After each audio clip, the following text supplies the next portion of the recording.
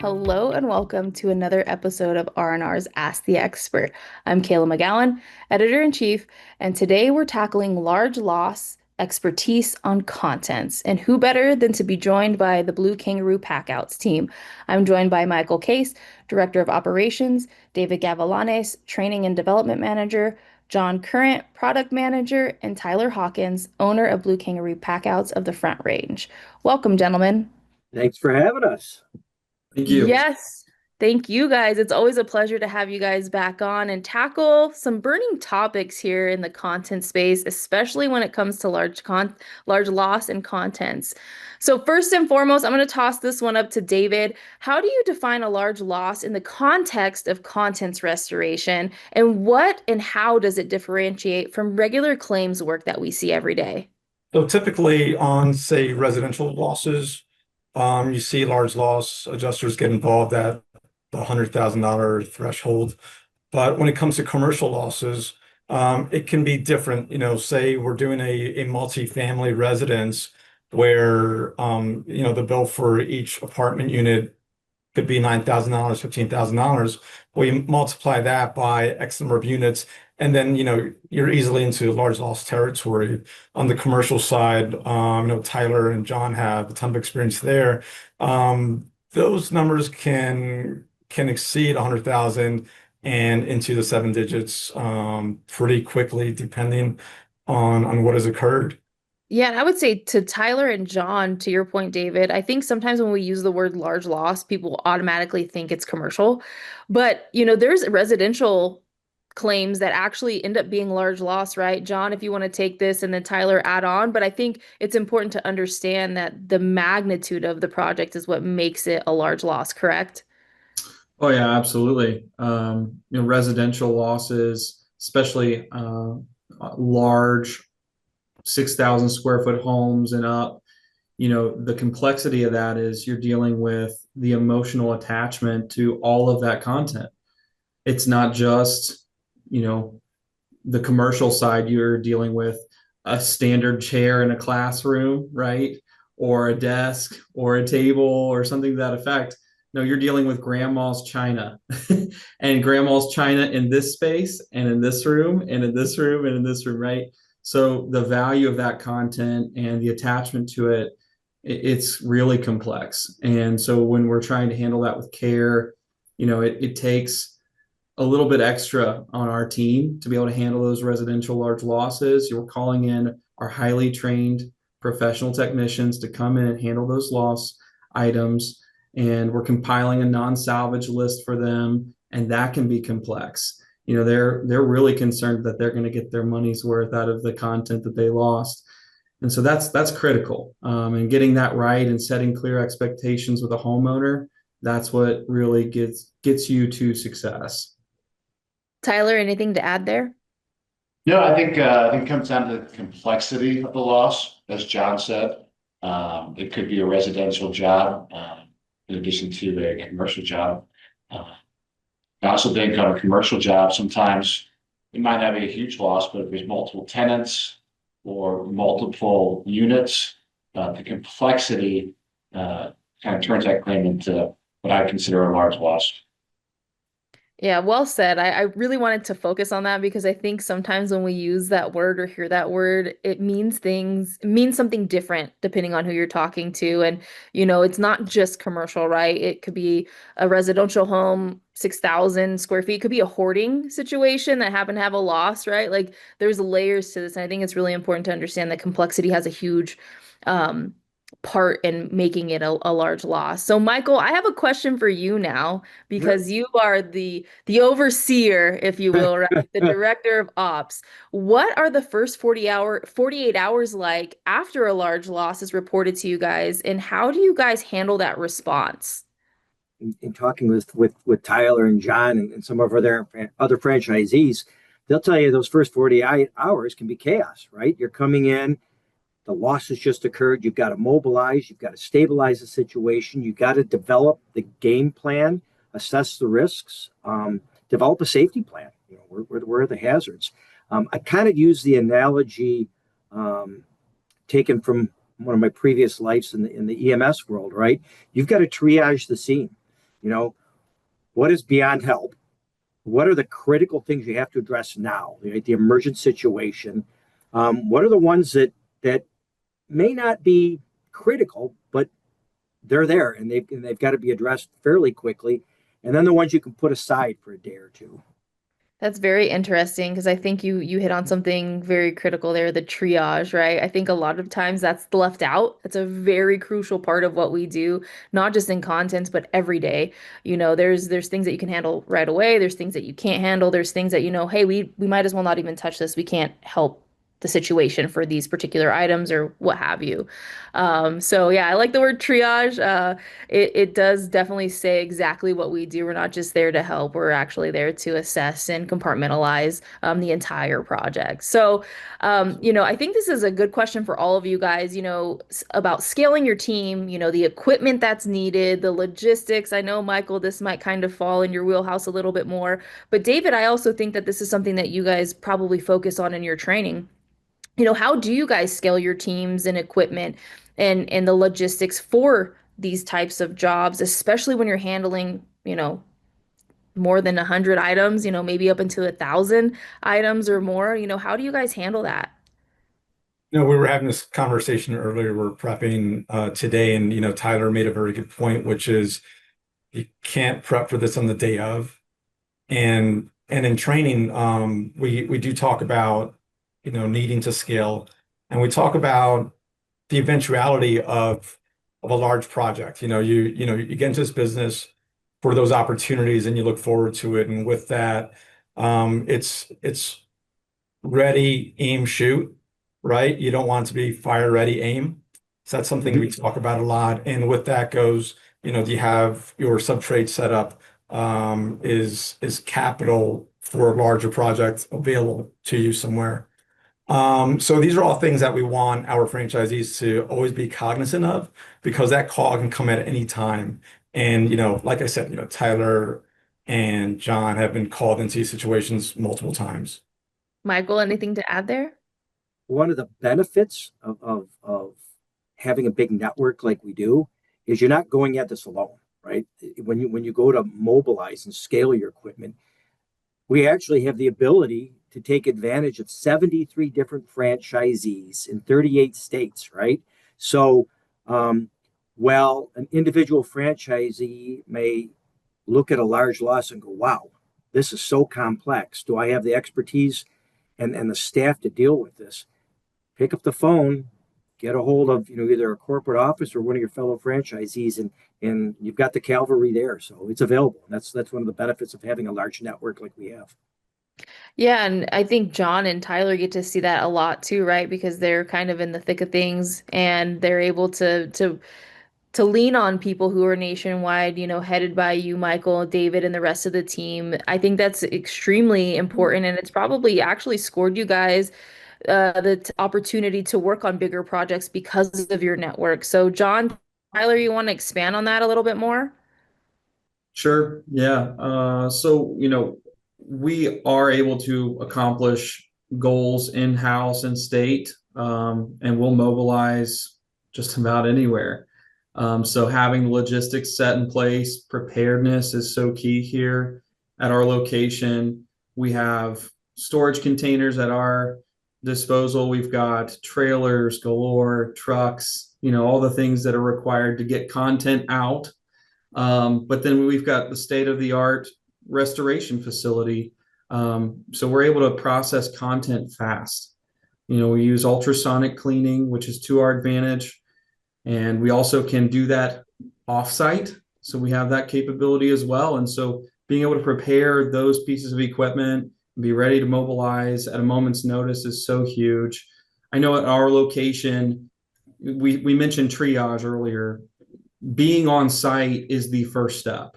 And so we get there, we get eyes on it, we make communication contact with the restoration partners, with the contractors, and with the client, maybe an adjuster. We're getting a work authorization signed because nobody wants to be doing work without a signed work auth. And those things are so critical. And I think if you get your first step right, then the rest is going to be smooth.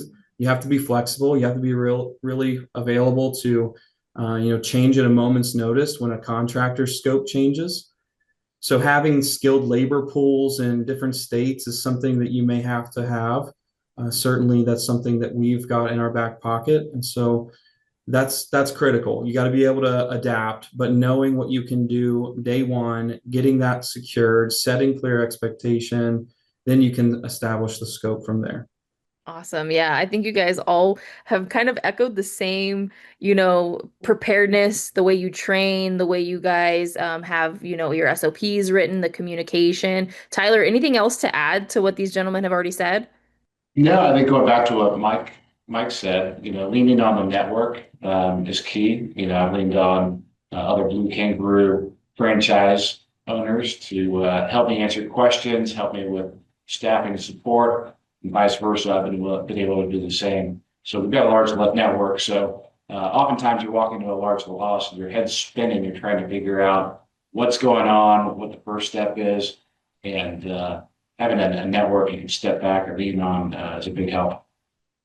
Yeah, and I think this just shows that teamwork really matters no matter where you are throughout the United States. I think you guys are all pretty much in different locations, if I'm understanding that correctly. And so, being able to come together not only here but in the field when it matters the most, it doesn't matter where you are. You guys have the same mentality, the same servant's heart, and that's what makes a difference at the end of the day. So I know that we've kind of talked about preparedness and a little bit of scaling and things like that. But what are some of the key factors that determine the success or failure in large loss contents jobs? I think everybody may have a different kind of look at it, especially if you're thinking with the consumer side of your head. But I'll toss this one up to David first, and then I'll go down the line with the rest of you guys. Capital, first and foremost. If you can't fund the project, you shouldn't even be thinking about it. Michael? Yeah. Boy, David, that's the first thing, right? That just knowing what your burn rate's going to be, how much you can be spending a day, um, you know, and make sure you have that. I think one of the critical things in any large loss, though, that can make or break a project is the communication, right? Your ability to communicate with the insured, with the adjusters, with the project managers you have there, with all the other trades that are going to be working at the same time, and not just the one-time communication, but daily communication. As David talked about, we were talking about this earlier, and I think Tyler was one who said the job that he was involved with. It started with daily debriefings every single day, so everybody was singing out of the same hymnal. Everybody was on the same page, and that's going to be critical. Yeah, great points. I would definitely say communication is one of the top tier things, man. You can have all of the right equipment, you can have the capital, but if you don't have communication and the right people in the right seats, then it's all for nothing, right? At that point. Tyler, what would you like to add? Yeah, I think in addition to the capital and communication, I think organization and documentation, things are often moving very quickly on a large loss. And I think it's key to have one person who is on top of the documentation. If you wait a day or two and try to go back, you forget what you did the day before. So, daily documentation will really help you stay organized and do a good job. Yep, yeah, I agree. Documentation, I feel like, is one of those things that is talked about no matter what job we're on, right? But large loss in particularly, I think it's probably a little bit more stressed. But you know, we should be taking those best practices and applying it here as well. John, anything else to add? Just being honest with what your capabilities are. I think being able to present your strengths is key to your partners in restoration there. On a large loss, don't take anything outside of what your capabilities really are, because then you're going to get in trouble. So, that leans back on that network, right? Calling on the people that have that strength that can come in, pinch hit for you, and help accomplish the task at hand. Yeah, well said. I think you guys talked about quite a bit there, not only just that is effective in large loss, but in day to day, right? Because you guys also handle projects outside of large loss, and you guys are still relying on documentation, communication, capital. I mean, all of those things, they still matter. And a lot of times when we talk about things in the industry, You hear people have different methods for different projects, but sometimes you don't have to have different methods. You might just scale it just a little bit. And I think, that's kind of really important. That's where you guys find your success because I know you guys handle all different types of work. We were just particularly talking about large loss, and it's really important to really stress, you guys are very successful because you guys have a great team, but also because you're not trying to pull tricks out of your hat. And to David's point, it's like ready, aim, shoot. We're not like getting out there and we're like, are we supposed to shoot and then load? Like what, you guys know what you guys are doing, right? So it's really important to stress that, right? So speaking of all of this, we're talking about contents, but on your guys' job sites, you're dealing with other people in the trade, right? In the trades, whether it's a GC or a mitigation team, how do you guys coordinate the communication or just are they included in your guys' daily meetings? Tyler, I'll toss this one up to you first. Yeah, I think outlining what those meetings look like is really important up front. Is it a daily meeting? Is it a weekly meeting? Some type of structure to ensure everybody's on the same page. And you're not tripping over each other. You're not disappointing the client. So it's key to have that structure. It might be daily, it might be twice a week, whatever cadence makes sense for that project. Yeah, and I would say too, before I toss this up to the other gentleman here is, to the customer, you look like you're all part of the same team, even if you're wearing something different, right? Like we need to act and move as if we are one team because that's how the consumer sees it at the end of the day. So great point on that. Like everybody has to have the same idea of what's going on, who's where handling what. It's extremely important to make sure that you guys are all on the same page. So, John, what about for you guys? I know you guys all kind of are going to say kind of probably the same thing, but I think, you know, maybe in the consumer's eyes, like, do you guys, when you guys are going and talking to the consumer, is it one like POC from each company, or is it just, like, hey, we're on site, we're going to take lead in type of situation for you guys? I mean, there are so many invested parties on a large loss. Everybody's pocket is involved in a large loss. So everyone has a voice, everyone has something to say. The key that we have, and I can't even take credit for this. This is really Mike Case's thing. So I stole it from him.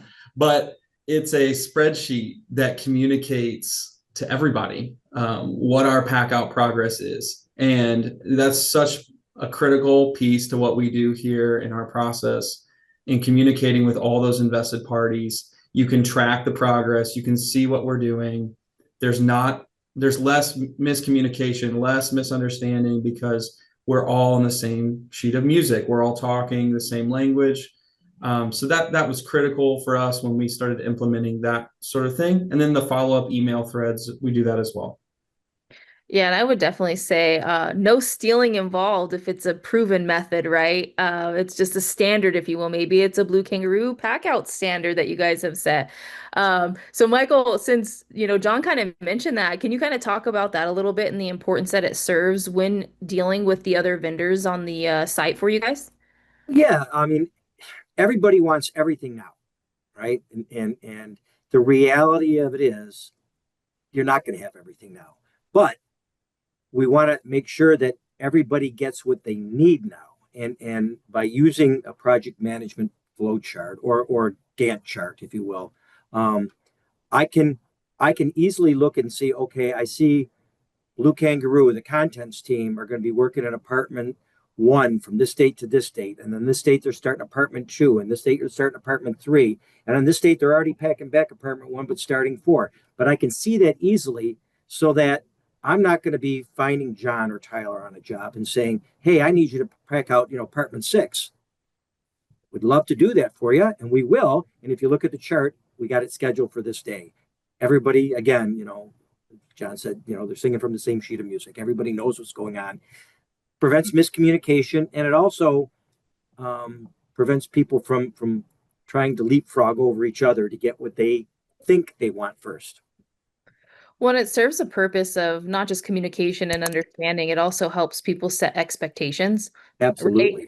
Because I think sometimes when we're in a space with a lot of customers, or just a customer with a lot of other, general contractors or other restoration companies, you always want to keep the customer happy, right? So like if they're asking questions, you're going to say, "Oh, we're going to do that, right now," essentially, but right now may mean later in the day, tomorrow, right? And so if everybody has the same expectations and understandings and they're speaking the same lingo, it will, set the standard for not just this any particular project, but for every project that you guys handle.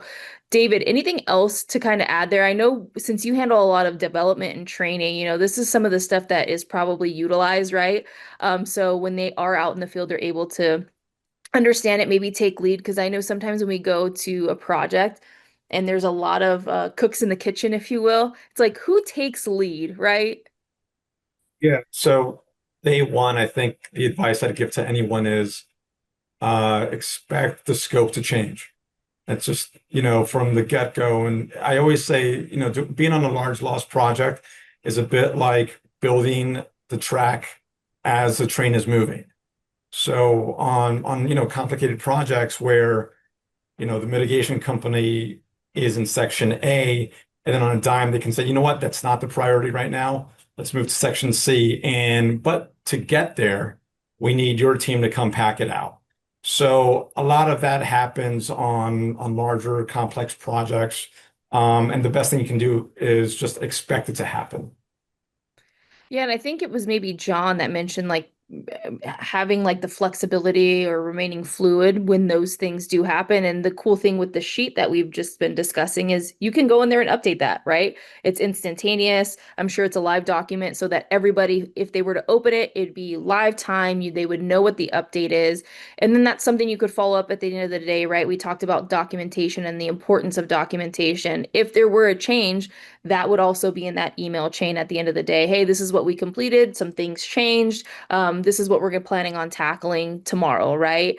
So, with that being said, documentation is like, I don't know if it's a trigger word or if it's the Bible for us, but I think that that's really crucial. And I think, the detail orientedness of that, what does it look like for the claim side of large loss?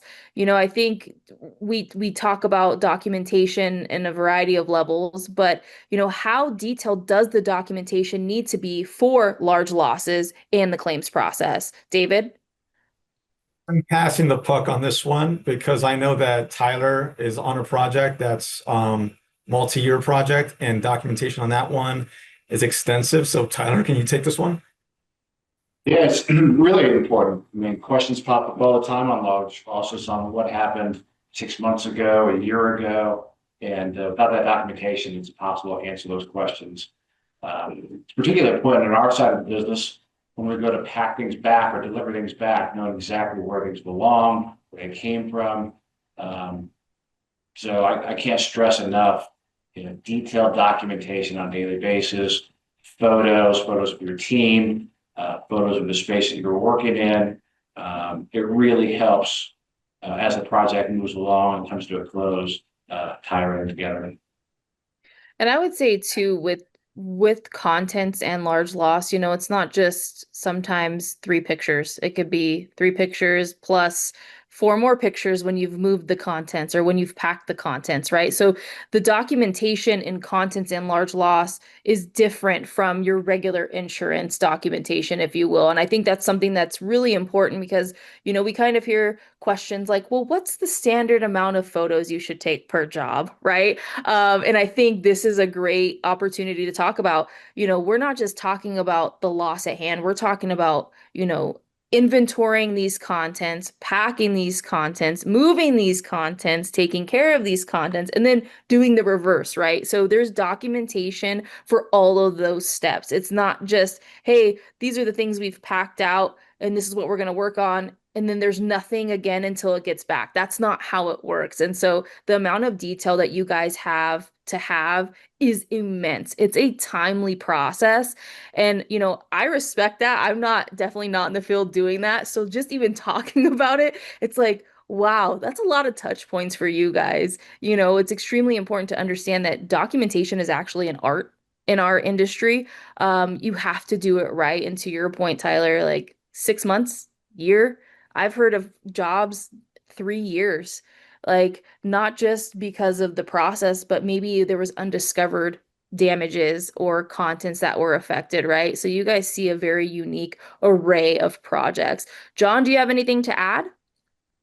You're telling a story. When you're taking these photos, one photo might be enough, but does it tell the full story?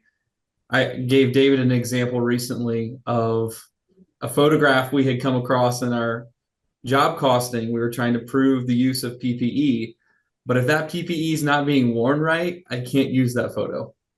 So it might be an N95 mask and they're taking a break and they've got it down here, or they've got it hanging on their head, and I get that they're taking a break, but those are the things we're training our technicians to be better on, right? To capture and tell the right story. We're using the PPE in the proper use. We're using it on site in the location, and that helps to justify our billing. And the other side of this is receipts. I've come across so many of those where we have vendors who send us our invoices, our subcontractors are sending us invoices to be paid on, or we're using dumpsters on site, or pods, or you name it, a piece of equipment. Those receipts get you paid. So you have to submit those alongside of all the other documents that you're submitting. So photographs, notes, receipts, whatever you can get. I mean, these guys have said it. It's got to get in. Yeah, and I would definitely say you added a great layer of information there, right? Talking about, getting receipts submitted to you.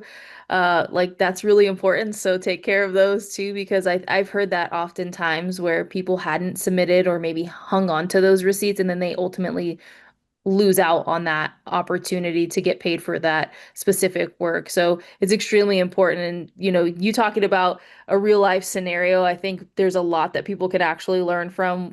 Make sure your photos are timely, and make sure that you've gone back and looked and said, okay, like this makes sense, and add notes to your photo documentation too. That goes a long way as well, right? So, I have another question, which I think goes well with documentation and communication is how do you guys streamline your communication with adjusters and TPAs, Michael? Well, and I think, yeah, I think we've talked a lot about that. If you've got a project management program or something laid out that says this is what we're going to be doing, the adjuster just wants to know what's going on and what they're going to pay for. And to your point, documentation is there, and it's not. Sometimes it's not just the adjusters. With the size of these losses, in many cases, they're going to bring in third party auditors as well, and they're going to ask for that documentation and to be part of that communication. So I think there's opportunities. You can over communicate, I guess you can say, but somebody will tell you if you're over communicate. I would rather always err on the side of over communication than under communication, because not knowing what's going on is always going to open up the door to a lot more problems. So if the adjuster doesn't know what's going on, or the GC that may be on the job doesn't know what's going on, you're asking for problems. And to Tyler's point of having the weekly, the daily meetings, and maybe then as the project moves along, you go to weekly meetings, and maybe you go to even bi-weekly or monthly meetings. But having that regular communication there. You asked earlier about who communicates, and I would say every job is different. I've been on jobs where they want everybody at the table. They want to know, to a person what they're doing. I've been in jobs where they want one point of communication. So I only want to talk to Kayla. Nobody else. I don't want to talk to anybody else. So everything feeds through you, and then we've got to rely that what we're giving to you is going to get in that same context to the person involved. Yeah, that's a great point too. I would definitely say not only are you dealing with the customer side of things, but if you're dealing with TPA or adjuster, you have kind of two parties that you have to fulfill your duties and obligations to. And for a consumer, sometimes it's just one person. It's already overwhelming, if you will. Like there's all these people in their space going through their items and trying to get their home or business back into normalcy. And sometimes just one person is what they're comfortable with. And on the adjusting side of things, things, they could want something from everybody, right? Who's handling that. So I think it is important to mention that it actually is case by case, right? Surely you guys work with people on a regular basis. You guys kind of already have your flow, but you know, I think it's unique. Not every job is the same. Not every day in this industry is the same. So I think you said that really, really well, Michael. David, anything to add? Can limit email chains to just a single chain. Reference previous conversations. People will forget. If you can stick to that, you should be all right. Yeah, I would definitely say I think we all see in our inbox like where somebody's like maybe changed the subject line or they're like forwarding the original one instead of replying to all. And that can get really chaotic and confusing because then you have to look at timestamps and dates and, make sure everybody's actually included on that email. This is the one time where reply all is acceptable, right? Absolutely. So, I think we're coming down to the last couple of questions, but I think we've kind of talked about managing expectations and communications, but this one particularly is about the client, right? So how do you manage client expectations during oftentimes a very emotional time for them? It's usually around loss or some type of disaster, especially when they're maybe displaced or it's affecting their business. How do you guys handle those expectations, Michael? I think it starts off by finding what's important to the client, right? Ask them. You don't know unless you ask, right? We always say in the business, you don't get the job unless you ask for the job. Well, in this particular case, you don't know what's important unless you ask what's important. So that would be the very first thing I would do. What's important to you? What's keeping you up at night right now? You may be sorry you asked that question, but you don't know unless you ask. Yeah, and I would definitely say too, I like to say, the only bad question is the one you don't ask, right? Absolutely. Like I'd rather them say, you already asked that question, or what do you mean, opposed to just walking away and saying, dang it, I should have asked that question, right? John, for you guys, I know you guys deal with it a little bit differently. That all of you guys, you all play a unique role in this, right? So, John, for you guys, how do you guys, manage boots on the ground with your clients? It begins probably in the fact that we're looking at each person as a human being. That sounds so basic, but I am a firm believer in being slow to speak, quick to listen, slow to anger. It's easy for feelings and emotions to just fly off the handle in these environments. And so keeping your cool, being able to hear somebody out, hear what their needs are, their wants are, and trying to go back to, hey, look, like we can deliver on this, we can't deliver on this, but we're going to do right by you. That seems to speak to their humanness and being able to help them in their time of need. So really gauging who they are, what it is that they need or want. You got to hear first, and then you can apply what you can. Yeah, well said. I will often say, I will also say, sorry, not often, say that, we're also consumers, right? So if you go in with that mentality, like if this were my home or my business, what would I like to have on the other end of service, right? I think a lot of times, one, you said it simply, we're all human, but also, how would you like to be treated, right? If you're not treating somebody the way you'd like to be treated, then you need to take a step back and align yourself. But I think, we've all probably faced our own losses. I've faced my own loss. And so, being on that end of things, it's like, oh, maybe I could do that a little bit better, right? And I think that's what's really unique and special is just we're all humans at the end of the day. Yes, we're there to help you, but we want to hear you too. Because a lot of times you're also their therapist in a way, right? Like, don't understand why these things have happened to them or just like the clarity and honesty if you're able to say hey we actually cannot save this for whatever reason, right? Like we all have heard those stories like the china or the photos or a baby blanket or what have you, and those are the hard conversations that you have to have, but I think if you are upfront with your customer, their expectations and their respect for you have just gone immensely high. And they would rather hear the words, hey, we can't help you, than, oh, I think we can fix it or save it. And then later down the road, it's like, oh, we couldn't have helped, but we tried. Like That's the hard part of your guys' jobs, I feel, like having to tell somebody, "Oh no, we can't save your great grandma's, baby blanket." Like, gosh, the emotional attachment, right?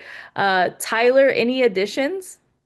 Yeah, there's a lot of stress involved during a big loss. So back to what we were saying before, the communication, answer your phone, respond to voicemails, text messages, emails timely.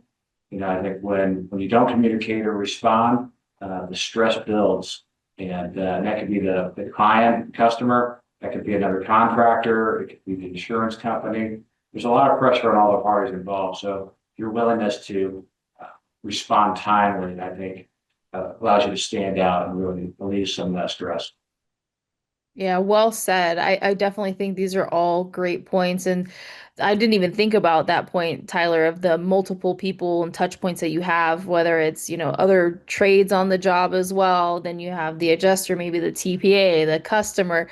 And then, when it's a family situation, then you've got the cousin or the uncle, all of those variables kind of that you do have to respond to, and it's extremely important, to make sure that you're tackling all of those avenues, if you will. I never understood the importance of an out of office until I was on the road so much, right? That this is very similar to, you guys maybe have auto responses, which are very crucial.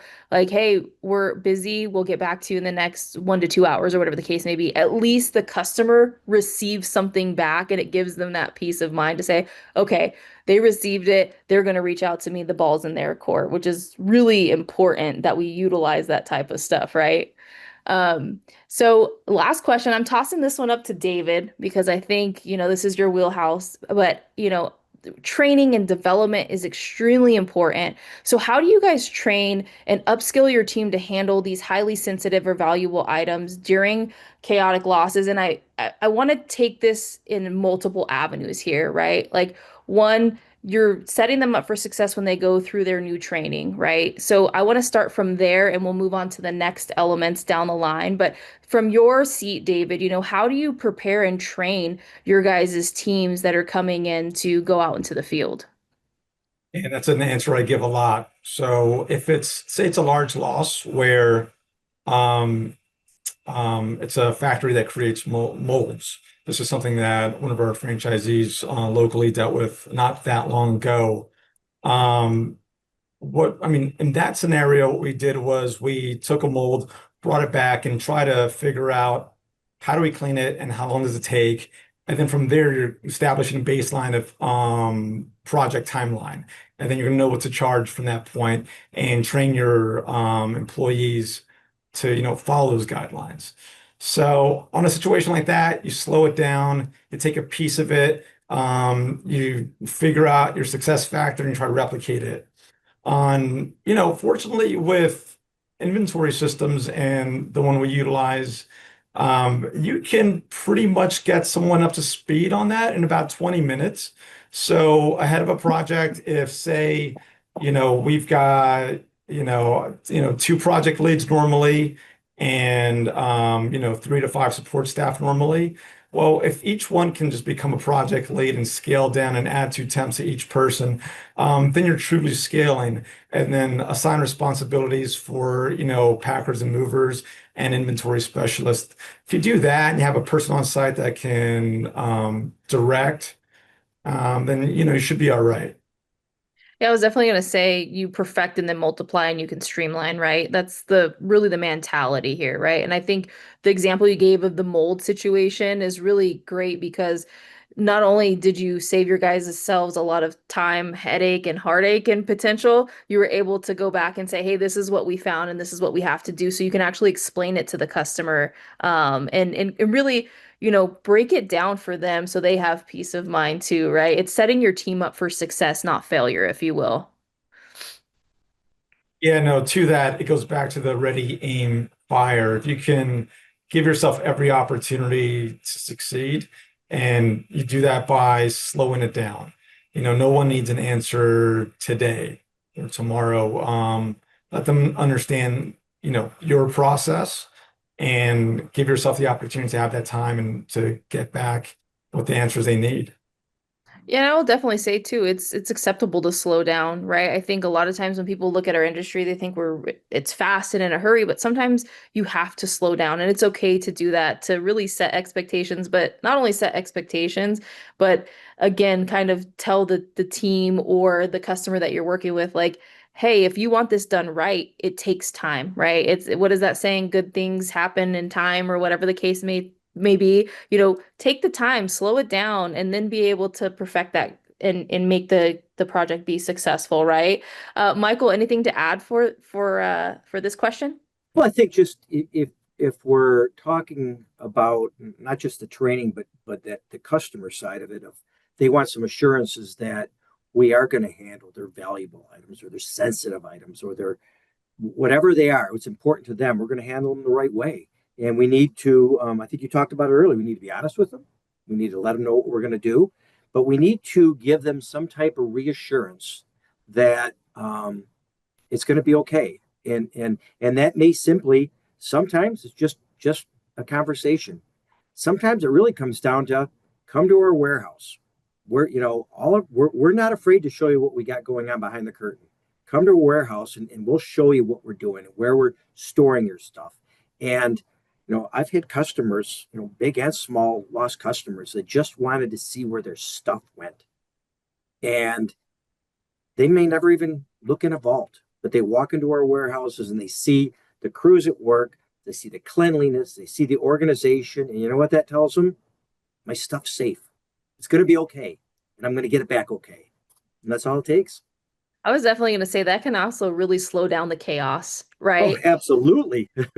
Sometimes the chaos can come from the uncertainty or, like maybe the what if questions from the customer, and the maybe slowing it down and bringing back that chaos is, John or Tyler or whoever saying, hey, you want to come actually see where we take your items and how they're handled, come meet the team. I think that is like a layer of customer service and peace of mind that is actually priceless. Now you've not only set their expectation, but you've also shown like there's nothing to hide. We're going to take care of your stuff. And sometimes that's where all the chaos comes from, is like the customer just asking so many questions, and they're not wrong for doing it, but it just adds that layer of chaos that, you guys can navigate with giving them the opportunity to come in and see where things are handled. Tyler, do you have anything to add? No, I think they nailed it. I think Michael and David answered that pretty well. Yeah, and I would definitely say too for Tyler and John, you guys have your guys' teams where I'm sure you guys have meetings and extra trainings and discussions that also add to your layers of training and education and skill set, right? Because after every project you have the opportunity to decompress, if you will, and kind of say, okay, this worked, this didn't work. And you guys are able to make the changes that you guys need. John, anything else to add? No. No, yeah. These guys said it best, right? But you guys are all a really great team. I'm so fortunate to have you guys on and talk about not just contents and large loss, but talk about your guys' team and the success you guys have found. And you guys have one heartbeat. It's really cool to see. I love to see that and put faces to names in our industry. I don't have anything else for you guys. Is there anything else you guys would like to share before we sign off? I would just say that from the Blue Kangaroo corporate side, I am 100% certain we have some of the best franchisees out there. And John and Tyler are great examples of that. They're just stellar individuals that just do a great job. And we're really proud to have them as part of our network. Yes, very fortunate. These gents on this call, you guys are all really great. I'm so happy that I was able to have the opportunity to sit here and talk to you all on different levels of where you guys serve the business and our communities and our customers. So thank you guys for the time today. And thank you all for watching this episode of Ask the Expert. Take care.